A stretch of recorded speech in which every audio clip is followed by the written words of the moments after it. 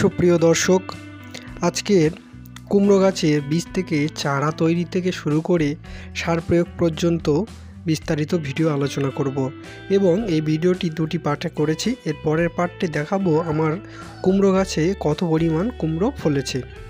তা আজকের যে পার্টটি সেটি দেখে নেওয়া যাক। এটি ছোট্ট কোম্পানির কুমড়ো বীজ। এই বীজটা প্রায় ৮০টির ওপরে দানা রয়েছে, দেখতে পাচ্ছেন বীজটা। এই বীজটিকে প্রথমে ৪৮ ঘন্টা ভিজিয়ে নিয়েছি, তারপরে শুকনো মাটি তৈরি করে নিয়েছি। এটি আমার সাথী ফসল, কারণ দেখতে পাচ্ছেন করমচা বাগানের মধ্যেই আমি এই লাউ কুমড়ো চাষ করব। প্রথমে মাটিগুলোকে আরও ভালোভাবে ঝুরঝুরে করে নিলাম। দেখতে পাচ্ছেন মাটিগুলো কীরকম শুকিয়ে গিয়েছিল। এটা বর্ষার আগে করতে হয়। তারপরে মাটিগুলো দেখতে পাচ্ছেন কতটা ধুলো করেছি এবং প্রত্যেকটা মাদাতে 4টি করে বীজ দিচ্ছি।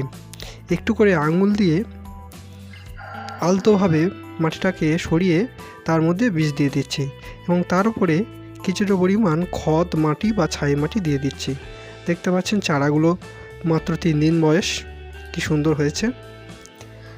এইভাবে চারাগুলো বাড়ানোর পর দেখতে পাচ্ছেন চারাগুলো 10 দিন বয়স। আমি ভিডিও করতে মাঝখানে যেতে পারিনি। 10 দিনের মধ্যে কত সুন্দর কালার এবং কত সুন্দর গাছগুলি হয়েছে।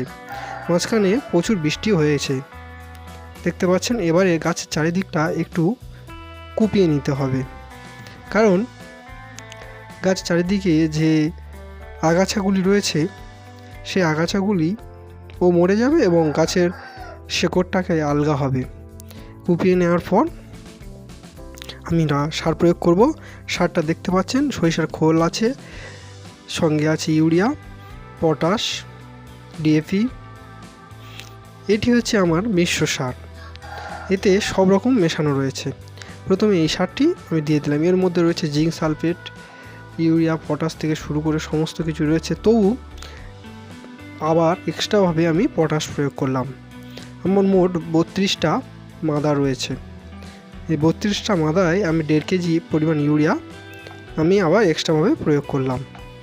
দেখতে পাচ্ছেন কেমনভাবে প্রয়োগ করেছি। এরপরে চারিদিকের মাটি টেনে দেব। মাটি টেনে দেওয়ার পর ভালোভাবে মাটিগুলি মাঝখানে এবং চারিদিকে দিয়ে দেব। এইভাবে দিয়ে দেওয়ার পর সমগ্র চারিদিকের মাটি টেনে নেব। ঠিক এইভাবে টানার পর দেখুন এটি প্রায় 25 দিন বয়স গাছের। গাছগুলি দেখুন পটাশ পেয়ে একটু কালো হয়েছে এবং একটু শক্ত হয়েছে।